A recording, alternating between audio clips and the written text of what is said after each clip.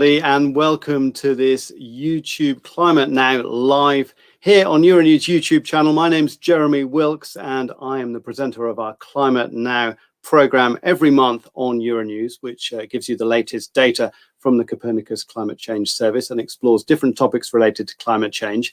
In this debate, we're going to be talking to leading entrepreneurs and innovators about building a business based on climate data and creating new companies using climate-friendly technologies. We're going to be taking your questions, so please send them in. We've had lots of questions already, but please keep sending them in and we will put them to the experts on the panel. Let's introduce them. We have Bertrand Piccard, who's an entrepreneur and explorer from the Solar Impulse Foundation. This is the man who's circumnavigated the globe in a solar-powered aircraft. Now he's working to find and promote 1,000 clean tech solutions to help the environment and boost the economy. We have Laia Romero, who's the director of Lobelia Earth. She's an entrepreneur working with Earth observation data from satellites to help companies and governments to assess the climate risks around them and the opportunities ahead too. Stijn, the head of user engagement at the Copernicus Climate Change Service, and he is basically in charge of making sure that the EU's Earth observation network Copernicus offers the right kind of data for budding businesses to build their profits. And then we have also Gil Lizcano, who is the founder of a company called Climate Scale and also a partner in another company called Vortex. He looks at offering high-resolution climate data and works with the growing wind forecasting industry. Thanks very much, everybody, for being with us on this panel. We've already started getting questions, as I said. We had one from Vasilis Zatsev, who's asking, and I think it's a great question to start, how big is this business? How big is the kind of the climate business? Bertrand, would you like to kind of talk about that a little bit? Yes, if we consider climate change to get worse and worse every year, it's clear that the business dealing with data, dealing with mitigation of climate change, adaptation, resilience will grow. But now there is another thing we have to see is that if we want to prevent climate change to be too bad, we have to change all the infrastructures on the planet, all the mobility, construction, industrial processes, agricultural processes, energy systems. And this can be very profitable because the new technologies allow to be more efficient. So in that sense, there is a huge potential for the industry because replacing everything that pollutes by everything that protects the environment and fix climate change problems will create jobs and will be the greatest business opportunity of the century. It sounds fantastic. What's everybody else's feeling about this? The two Spanish entrepreneurs here. Laia, what do you think? What am I thinking about the size of the business? Well, our business is more on the climate analytics, probably, which is part of the bigger market opportunity that Bertrand was mentioning. I agree. I agree with him, although we are very focused on improving the quality of the life that we have today, and not so much about the future and the catastrophic and the. It's very important that we make changes on the life that we have today. How much of a business is it though in Europe? Gil, you're working in two companies. I mean, are we kind of in the infancy of trying to understand how we can use data like the Copernicus data, for example, but also how we can kind of take the opportunities to remodel things, as Bertrand was talking about? I think that we are now in a moment that there is a growing in the ecosystem of all these companies that are trying to work with climate information to understand better what is going to happen in the next year and use this information to take measures or to force some measures. So only in the niche that Laia mentioned, that is the technology of information and how we translate the risk of climate change into actionable information for different users. There is at the moment a huge growing demand. Actually, in the last 2 years, I think I have seen many new companies, including mine, that are emerging at the moment. Stijn, how do you see things? I mean, you're from Copernicus, but you're also involved with a lot of the Brussels discussions. How are we placed in Europe when it comes to this? Well, in Europe, there's a clear tendency to go to more uptake by companies, by policymakers, of course, of climate information and data. And what's key is that we recognize how this can be achieved. And this can only be achieved by the inclusion of the private sector. This can only be achieved by the involvement of experts who are able to translate the rich source of data and knowledge which is at the moment available. Of course, it's still evolving, so science is still evolving. There's already a very rich source of data available, but this needs to be translated into something, what Jill indicated, into something which is actionable, and companies like the one of Leah and Jill are very important to make sure that this transition is taking place. I'm interested, though, in the kind of framework that we have, the sorts of laws that we've got in Europe. I mean, one of the questions I had from the EIT Climate Kick, they were asking about how can entrepreneurs leverage new climate policies and regulations to their advantage. What is the setup like here in Europe at the moment when it comes to that? Well, you have a very interesting situation where the legal framework allows people to pollute because they are based on very outdated and inefficient technologies. So a lot of people, a lot of companies will say, what I do is legal, why should I change?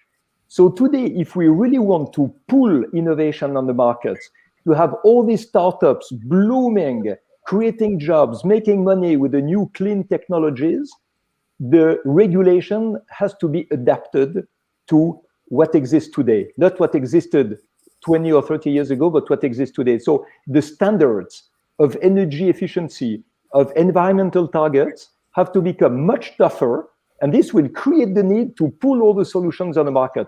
Otherwise, it will be very hard for all the new companies with clean technologies to make profit. I mean, me as a naive bystander, I had the impression that with the European Green Deal and every day there seemed to be new headlines about some great new green innovation, that we were already going in the right direction. Are you saying that we're just basically way off at the moment? The Green Deal is a fantastic project for the future, but the present is not yet the Green Deal. The present today is still outdated systems and outdated technologies. So I really believe in the Green Deal as soon as it will be implemented with new regulations that will be an incentive for the new technologies. What's it like for you, Leah, for working as an entrepreneur in this space? There is, I was going to mention that there is a bit of a contradiction here, because the Green Deal is a great initiative, but it is also kind of funding companies to go one way that we all, that we all appreciate, and we need to go that way. But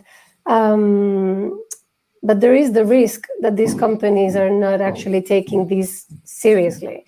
And it's just because the demand is not taking it seriously either. Or are you... What do you mean? What do you think? Like, are you okay about like not receiving this package like this same day and receiving it later in the day tomorrow? Or, like the companies are not going to change. Like the demand is not there. The companies are not feeling that economically they have to do it. And so a regulation is needed so that we kind of force this change. But but I'm also putting a question mark on the way that Europe is funding this change. And at the same time, I am happy that we are doing it, but I think we must be critical about it too. Okay, Gil, what's your experience as an entrepreneur? Well, I think that first the words are very important. So the fact that we already have this green as on the text of on the name of the next finance instrument of the Commission is really an achievement. But what is more important, and I think, is that now companies at all the levels, especially big corporations, are feeling the pressure to react and to disclose, for instance, their carbon footprint, to disclose what is the strategy to become carbon neutral. And I think this is part of all as I say, a change that we live over the last 2-3 years, where the emerging of the climate change threat has been now a major concern, and I think we are on the way to make mandatory REACT. It is important. And do you think that there's a chance for kind of sustainable growth for companies in this field? That's to say, or is it? And somebody else was asking earlier, is it the case that all companies, whatever they do, have to become kind of climate-friendly companies? They have to be clean tech companies. They have to be ones taking on board climate data and trying to understand their situation. Do you think that's the mindset change we need, actually? I think so, and this is the objective, is that sustainable companies are the ones that are going to survive. Maybe it's too dramatic, but they're the ones that are going to go through this change. I want to mention that some of the work that we do is with finance institutions, and in the framework of the Coalition for Climate Resilient Investment, which is a private-led institution and a flagship of the UN, actually. And with them, we are working on methodologies to develop cash flow models that take into account the pricing of climate risks. And that is extremely eye-opening for me as a scientist, because in a way it puts on the table how, in a cash flow model, so how a company will be impacted by these extreme events or by these chronic risks. And to me, that makes a lot of sense. So that it's not that we need it as a humanity and we have to do it because we need to be good. That, yeah, we all agree. But we need to demonstrate that this is also a viable economic solution to go forward. And yeah. I think you're right there, I suppose. I mean, I guess the fears are, number one, if you're asking people to do it for altruistic reasons, then they probably won't do it, or they'll pretend to do it. And then the other side is, to what extent is this sector prone to greenwashing? Does any of you have anything to say about that? Because I think it can be the case, and certainly in the past, some companies have been guilty of trying to turn their image in a particular direction by, sticking a windmill on their website suddenly makes them look like a green company when in fact they're not at all. Yeah, but if I can answer on this, Jeremy, I think, okay, companies invest in green technologies, and of course they want to make publicity about this. But while doing this, of course, they also confronted with reality. And they need to stay credible. And what you see over the last couple of years is an amount of people, citizens, who become more and more vocal, who become more and more aware of the situation. And you see also more and more NGOs who even track how certain companies do actually in their efforts to reduce carbon footprints. And of course, the media also plays a big role in this. Social media on one side, but also the press. And you see more and more articles who focus on this type of things, and whether a company, if they try to greenwash, as you indicated, really are as good as they indicate or not. So I think we don't have to underestimate the importance of a growing group of people, young people, who really challenge all these things and who really try to make sure that if companies promise some investments in green technologies, or to reduce their emissions, to go to zero emissions, as we call it, really do the best efforts. So there is this balance between what a company as a commercial entity, and they need to make profit, do, and it's balanced against what citizens criticize, and also how they behave as consumers. So we all consumers, and we all have an impact in that way as well. Yeah, there's a problem also that is emotional. Oil companies are considered to be the devil, although they only provide us with a product that we use to drive our car, heat the house, or whatever. And when an oil company is saying, now we would like to be more clean. We want to diversify into electricity production, hydrogen, gas instead of oil and coal and so on. Nobody believes them. But maybe they are just clever. They know that the market of the future will not be coal, will be a reduction of oil. So I believe they are sincere when they announce it and they do it. And they are also logical because it's the only way to go for them. So we should maybe take a little bit the emotion out of the reaction and be a little bit more rational and logical. It's interesting what you're saying, I think, because, yeah, perhaps we have had a harsh judgments in the past on those companies. You've been identifying, Bertrand, some different technologies, and you're going to be talking about that, I think, next month. You're going to be announcing the different organizations and things that you're supporting and backing. Talk us through a little bit about what you've been doing and how you've been identifying interesting companies. Yes, the success of the flight around the world with a solar airplane was only the first step. The second step we launched with the Solar Impulse Foundation was to identify 1,000 technological solutions that protect the environment in a financially profitable way. And we were looking in the field of water, energy, construction, mobility, agriculture, and industry. And there was a big question: are we going to find enough solutions? And are they really profitable? And now we are at 950 solutions. They are certified to be profitable. They protect the environment. In 3 weeks, we will announce the 1,000. And these are tools that can be given to corporations or big governments in order to reach their climate targets, their environmental policies, their energy efficiency policies. So very often you hear people who give a carbon neutrality for 2050 without knowing how to reach it. And we just want to offer the tools to do it. It's a non-for-profit. We have our own funding from partners who support our action. So in mid-April, you will have a toolkit of 1,000 technologies, processes, products, material, devices that protect the environment and at the same time create jobs and make money. We had a question, actually, which is talking about making money from Mr. Sepraganov, who's asking which are the best climate and sustainable startups to invest in. Has anybody got an answer to that one? I would say the one who are aiming for efficiency, because this was the big problem until now.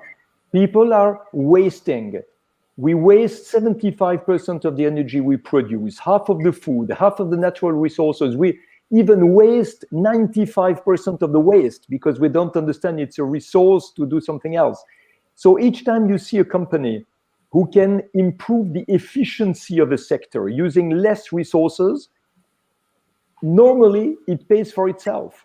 So if you implement this technology, it will just pay for itself and you will recover the payback time in a very short time. So this is what we have to aim for. Not big things not things that are looking for public money subsidy. This, I believe, has no future.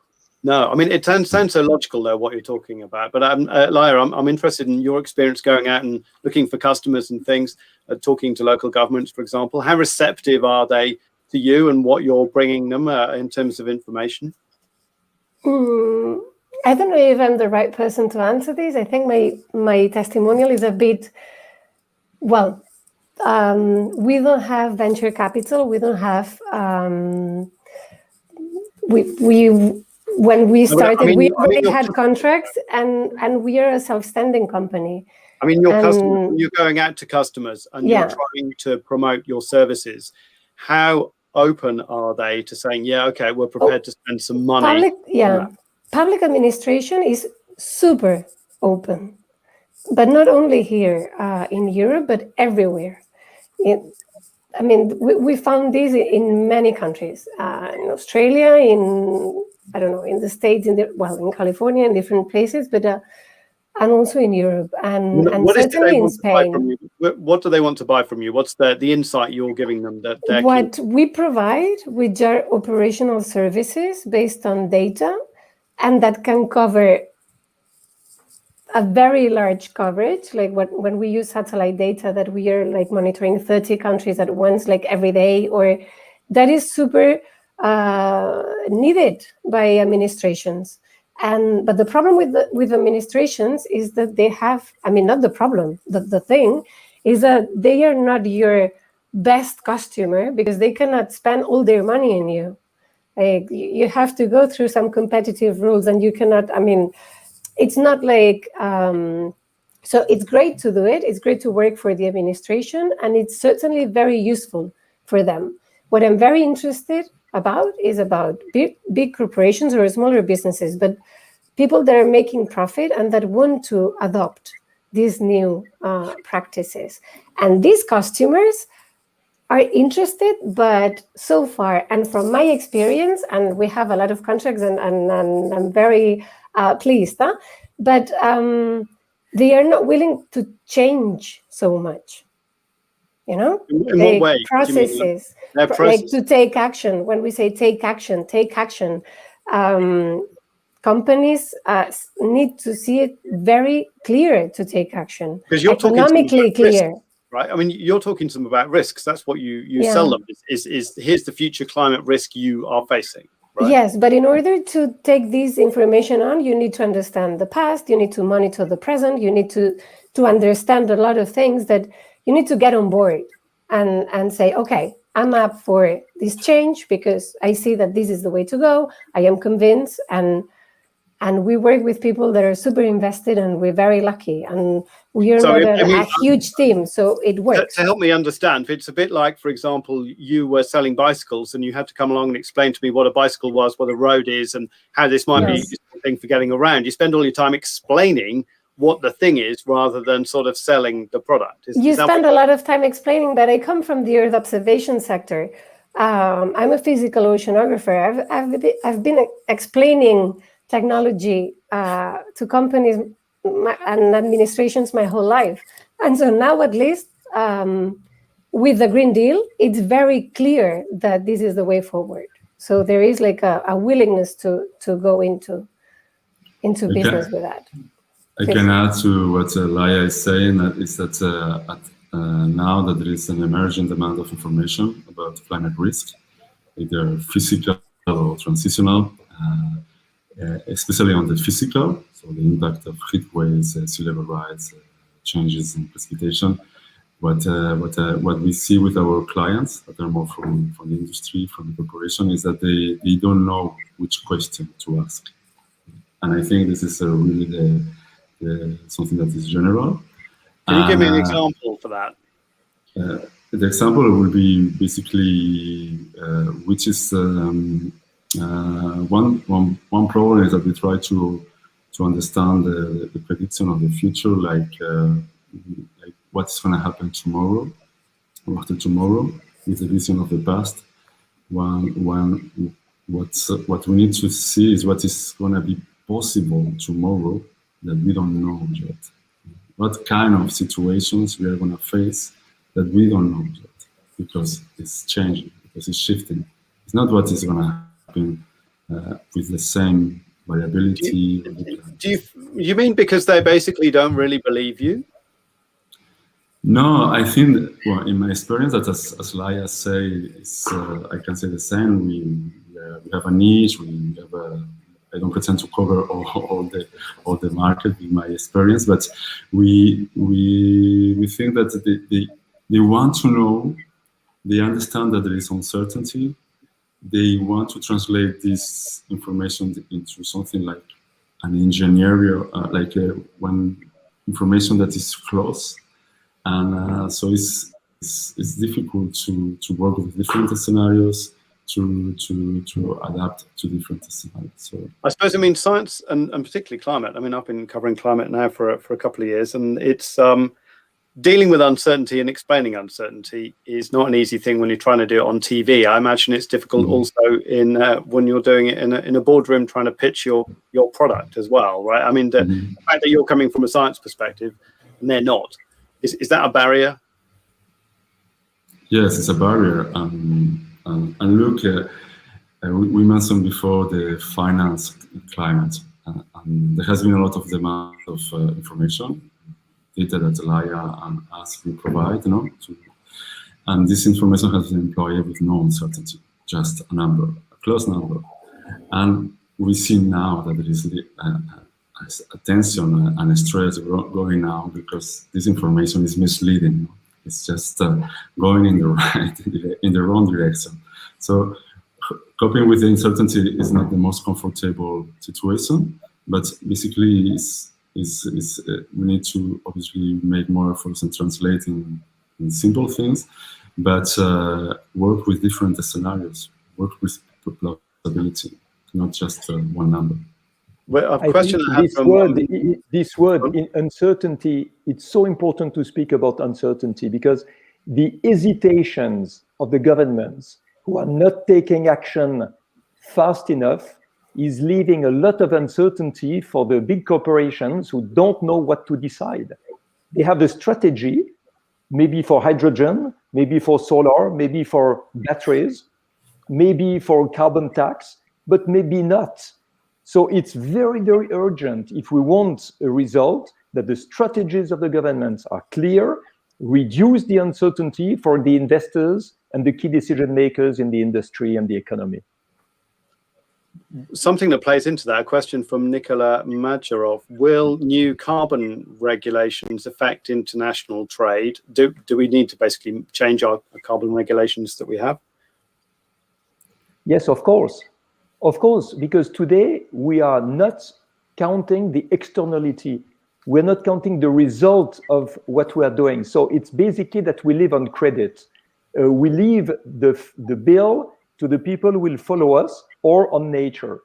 So it's interesting to see that it makes a huge distortion of competitivity between countries who don't care about the externality and maybe Europe, who would like to put a carbon tax, at least a price on carbon, and reduce the climate change gases, greenhouse gases. So if you put a carbon tax at the border of Europe, you will reduce this distortion of competitivity. You will be able to have a great incentive for the European industry, and the one who don't care will have to pay the tax to enter the European market. And how much appetite is there to do that, though, to really, because that's a brave move? Yes, and it is allowed by WHO, by the Trade Association. OMC, WTO, OMC, WTO, sorry. It's allowed. You can put a tax at the border. You can even refuse the import of some products as long as it doesn't make a distortion with your own market. It means, for example, if you make no deforestation in Europe, you're allowed to refuse the import of products that are made on deforestation. If you have a carbon tax, you're allowed to request a carbon tax from the other countries importing in Europe. It's legal, but a lot of governments are hiding behind the WTO regulations to say we cannot do it, because they're afraid of doing it. But it's allowed, and Europe is speaking about it. It's very courageous, and I take this opportunity to give my full support to this project. Question from Marco Robinson. How could Europe help developing countries to avoid that regulations hamper their own development? I think what he's getting at is that if we create regulations, what we're just talking about now, could we slow down development in developing countries and kind of inadvertently have other risks and problems? I think the Earth is interconnected. So if Europe wants to change the regulations and make an important step forward, need to take into consideration all the connections with all the countries. So I don't want to be naive. So this is a complex process. It's a system process. It's an economic process, and even is above what we can discuss here. But we don't have to say that there are like isolated parts in the puzzle. What we do here in Europe does not. We can forward what we do in Indonesia. A little bit what Bertram linked it before, with all these transactions. So it's linking my thoughts. Another question I had from the EIT Climate Kick, and thanks for sending all of those questions through, which is a changing direction slightly, but it's a question I really wanted to get into, which is advice for a new climate entrepreneur, somebody who's maybe at university at the moment and is studying something in STEM or maybe in business development or something, who thinks, maybe I could get into a business. Maybe I could do something here. How do you get started? How do you start to get the information that you need? And what are your sources of financing? Where can you get money from to get started? Stijn. Well, I was thinking about the question when you asked it, and there are different elements. So if we talk about an entrepreneur who wants to work on climate, but then more focused on the side of climate data. So how can you translate climate data into actionable information and support decision makers, be it in the private sector or policymakers? I think it's the right moment to invest because, and now I make publicity for Copernicus. Copernicus is there and it provides a huge amount of free and open data. It's unique and it's a wealth of information. The thing is, it's free and open, so, okay, you need to create added value. And that's where you can really create a business. And the creation of added value can be from post-processing of the data, downscaling, bias corrections. It's about explaining the data. Like Laia and Jill explained, it's a lot of explanation, but it is needed. It's still evolving, and we need to explain what it means. We need to explain uncertainty and embrace it in a certain way. That's a second element in which young people can work on. Visualization, simplifying the message, very important. There's a huge amount of data, petabytes of data available, but what's needed is not petabytes of data, it's just a short amount of data and putting it in the right context. So the decision-making process at the company, be it operational or be it at policy level, can be taken place because this person provides it in the right context. So there's a lot of opportunities which can come from this, and it's about big data techniques, so data mining, artificial intelligence. It can create a huge amount of opportunities for young potentials to work on data. But it's also about people who are able to communicate, people who are able to convey a certain message and to explain in simple way a certain topic, which is important. And last but not least, I think what's important is, and now I'm still referring to climate services in terms of data, it's also the connectivity with the domains. So you can have a data specialist who knows very well what she or he needs to do to manipulate the data, to turn it into a certain message, but you always need to connect with the domain specialist.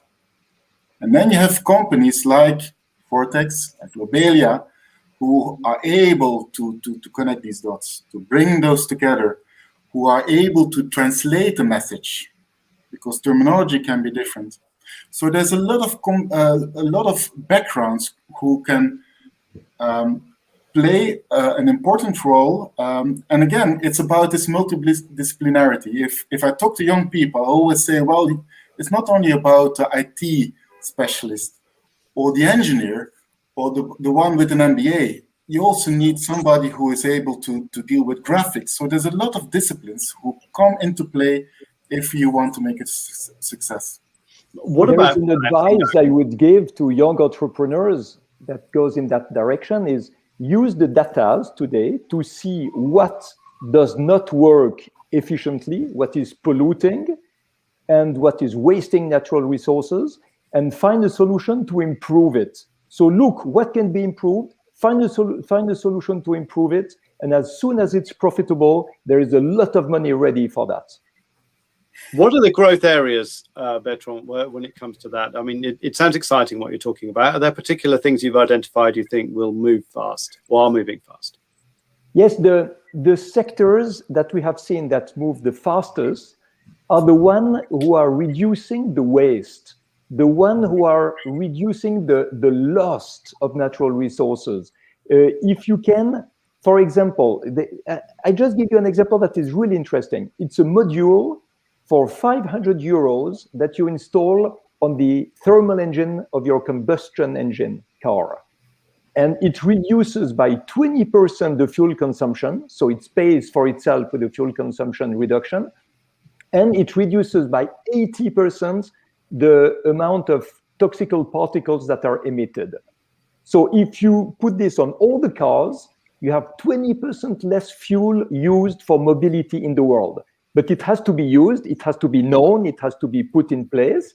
And this is the work we do. This is where the data can help. This is where the policy of the countries can help, but the solution exists. And this startup, it's a British startup. The product is called Anti-Smog, and you can use it. What about financing, though? Because I'm always hearing, every time I talk about this kind of subject, over the last 10 years or so, that there's a lack of venture capitalists in Europe who are focused on this, or that people are not finding it easy to get access to funding to get started. If you have a good product that is profitable and protects the environment, I don't think it's a problem to find an investment. We are creating now with the Solar Impulse Foundation and two French banks, two funds that will be ready half of this year with €500 million available to all these type of solutions. And there are a lot everywhere of these funds that are being created. It's the market of opportunity today. We have to understand that. Gil, I'm interested in your point of view and what you see as the growth areas, because you're working in several different sectors, but wind energy in particular, which is obviously growing. Tell us a bit about what it's like. Well, wind energy is a stable technology. It's going to keep growing. So, we didn't reach the limit yet, and the expectations are very high. In the context more of technology working, wind energy is part of the puzzle of the way to mitigate our emissions in a way. But in terms of, for instance, technologies that works more in the context of the climate change information, I think the link between the climate data and the finance is growing quite a lot now. At the moment, it's even growing too much. Can you explain it to me? What's going on there then with climate data and finance? Probably Laia and Stijn can complement what I want to say, but there is over the last 2-3 years, it's becoming mandatory for many companies to disclose their climate risk, as part of the annual report that they need to show to the investors that they are healthy and have some KPIs in terms of their impact, their reductions, their net zero ambitions, and this has been assisted mandatory now. Central bank are there, international organization as well. This is putting a lot of pressure on the companies to do this job. So what's the business opportunity though there? But the opportunity is to as this is going to be global, many corporations are going to need to do it. There's need to a lot of intelligence, a lot of technology and data and guidance to work on this emerging field. To calculate what they need to declare or to work on how to reduce? Well, it's more complex than what I can explain you. Even I don't have all the knowledge to cover all this, but it's basically to understand what are the physical risk and the transitional risk that one company is going to face. So the transitional is more short term. If the carbon tax changes, what is going to be the impact in their business, and the physical risk is more long term. Is that if they don't act, this is what they're going to get. So in both, they need to have this information into reports, transform into dollars or euros of losses or opportunities, because some business like wind energy or solar, they have opportunities as well. And then there is going to be a demand. And now we are building the architecture of this intersection. So it's a very interesting time. Interesting. So ideally, every company should know its own impact on the environment, but also the risks that they might be facing, and show they are prepared for that. Like, to put it in a Okay. simple way. And so I would say that interdisciplinary, multidisciplinary, as Stijn was saying, is key, because there, and as Gil was saying, like, companies do not always know what they want, or like the questions to ask.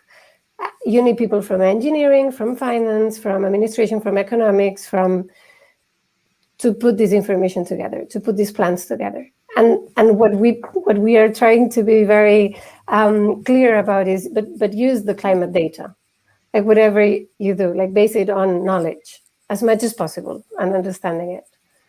Stijn, what is it people are coming to you for these days? What's the big demand?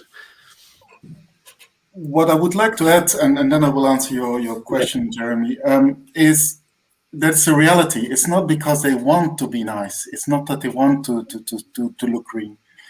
There is a clear indication that assets in the world are impacted by climate change.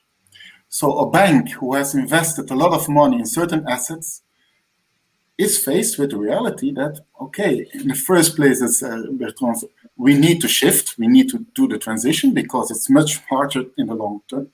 But then also for the existing ones, they have to see, okay, what is the impact of climate change on these assets and how will it be influenced? So they come to us to see, okay, how can we assess this? What's the actual risk and how do we calculate this? And to do this, you need to start from data again. You need to start from data.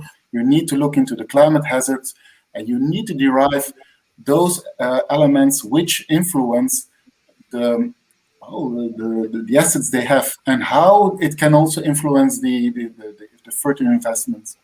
You see this with the EIB. You see this with a lot of international development banks, and they come to us. You have like the Jeff.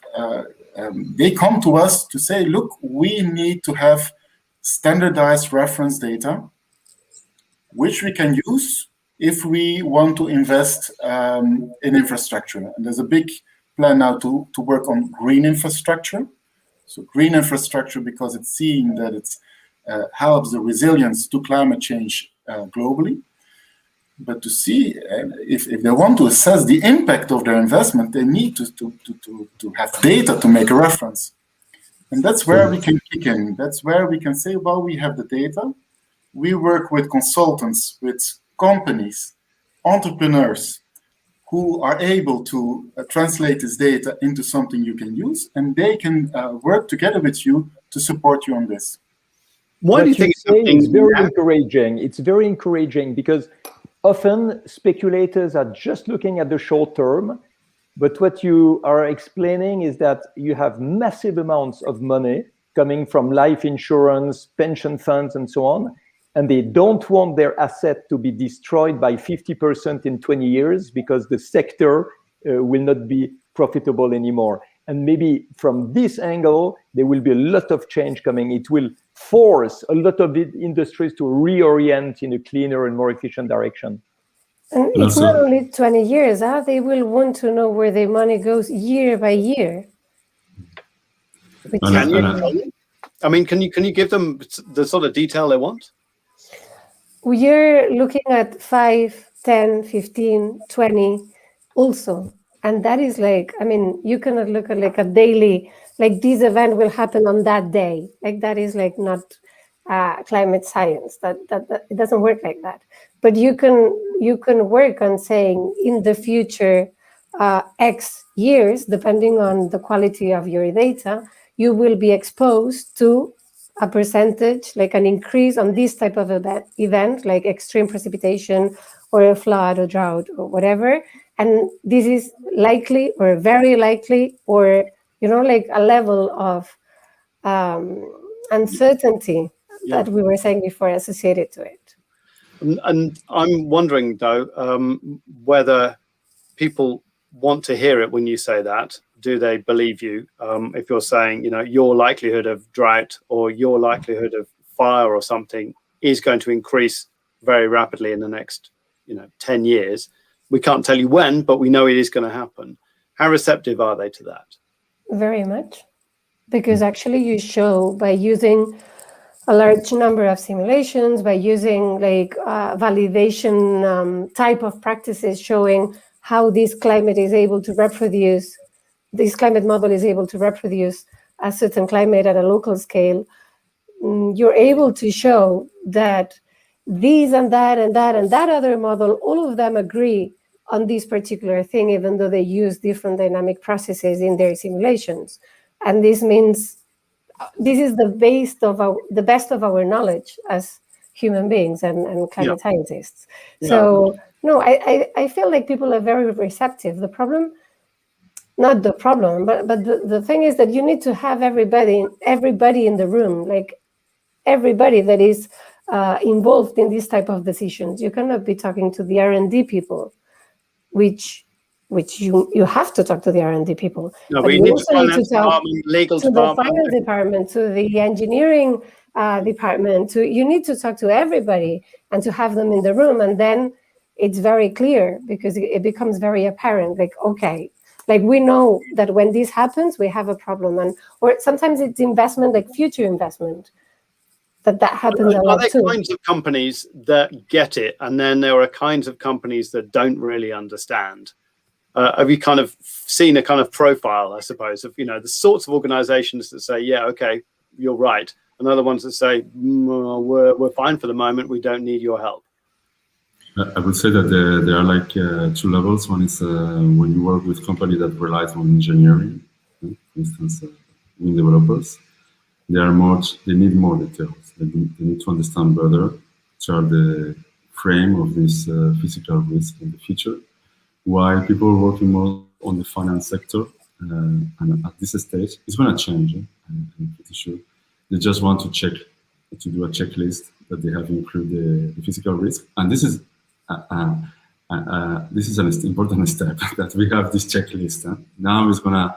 We hope that with more and more people involved, it's gonna be the practice is gonna be improved, and so this checklist is there. Because in the short term, what is scary most to the companies are the transitional risk. It's where they see more, because it's what's going to happen in the next 5 years. So the physical risk is what's happened, as the ISA. If we wait 10, 20 years, what is going to be. So the people in the finance, they don't ask questions. They just want this data. And the people from more engineering companies, they say they need more information. The thing is that finance people use models like the same way that we do. And so this information like binds together. And that is like the opportunity in a way. But there is a lot of black boxes in the middle, and lack of transparency that we need to sort out. And not to mention the insurance sector, of course. Okay. Yes. Yeah. What's going on with the insurance sector? What kind of changes have you noticing there? Well, it's not changes. I think the insurance sector is an important player, and they know very well the importance of weather impacts, but also climate, of course, on what they insure and what they can't insure, and what it means to them. And it's not only insurance companies themselves; it's the reinsurance companies. So you have a couple of big ones who are really keen to see what we're doing and how we can serve them in a way. And of course, it comes with their own commercial background, and often it's a closed environment. That's true. But it's a very important key player, and I think. In general, what's important is what Bertrand said. We should move away from the bad ones and the good ones. So the oil companies, insurance companies, the banks, that's all the bad ones. And then you have the young, dynamic people who fight on the street, and these are the good ones. No, we all part of society, and we all need to work hand in hand to make the transition possible. And if you succeed to integrate this transition in the private sector, we achieve, in fact, the goals, because they are part of the society, like we all are. So for the insurance sector, we will work more and more together with them, because we are both data savvy. So we have lots of data. We can feed each other with information. But you see this layer of complexities of how public we are. Copernicus is open and free. Insurance sector is more closed, and we have to see how we can serve each other in a certain way to make sure that we feed them with the best possible information. I'm going to wrap things up soon, but I wanted to ask Bertrand a question that he asked Bill Gates on Twitter, and I'm going to have to translate this live from French because you asked him in French. Does Bill Gates speak French? We don't know. You were saying so much. Not so much. You were saying that there are lots of good solutions to protect the environment, and which could also be profitable. Why is there so much resistance in industry and the economy to implement those changes? What do you think, Bertrand? What do you think the resistance is? Yeah, the pity is that Bill Gates, I don't think, really understood the question. And he said, well, it has to be profitable. If it's costly, nobody will take it. But it was not the question. The question is that today solutions are profitable. And nevertheless, you have a lot of companies who are resisting to implement them. And I don't know which other answers could be. What I understand is that a lot of companies hate to change. They have a short-term view. The CEO has stock options for next year or the year after. So he wants to maximize the profit on the very short term, not invest too much, and keep the system rolling, the old system running as long as possible. And this is something that will be very, very detrimental to the world and to the population and to climate change and environment in general. We need people who understand that the soonest they change the system, the best it will be. And this is really what I'm advocating. You're kind of talking about changing the kind of structure of corporations, though, aren't you? I'm showing that today we believe that GDP can only increase with production. And we have to produce more to be richer. And I believe this is not the case anymore. It doesn't work anymore. Today, we have to make people understand that GDP can only grow if we grow the efficiency. That means if we decrease consumption, not by degrowth, but decrease production by new systems that allow to be more efficient. You have like this energy company in France, Engie, who has a department like that. They invest at the customer's place to reduce their energy consumption, and they share the profit of it. So their business model is completely revolutionary. The less electricity they sell, the more money they earn. And this is the way to grow GDP in every sector. It's been marvelous talking to all of you, and thank you everybody for sending us your questions. And I think there's a lot of thought-provoking things there, and a lot of leads and interesting things for people who would like to get into the entrepreneurship around climate and clean technology and really start to develop that in Europe. And I hope that will really accelerate. It's been wonderful having you all on the panel. Thank you, Laia Romero, Stijn Vermoote, Gilles Cano, and Bertrand Piccard. It's been great to have you on this Climate Now Live. And remember, everybody watching, if you go to euronews.com/climate now, you can see all of our episodes of Climate Now and all of the different reports that we've done from all around Europe on different aspects of climate change. Thanks for being with us.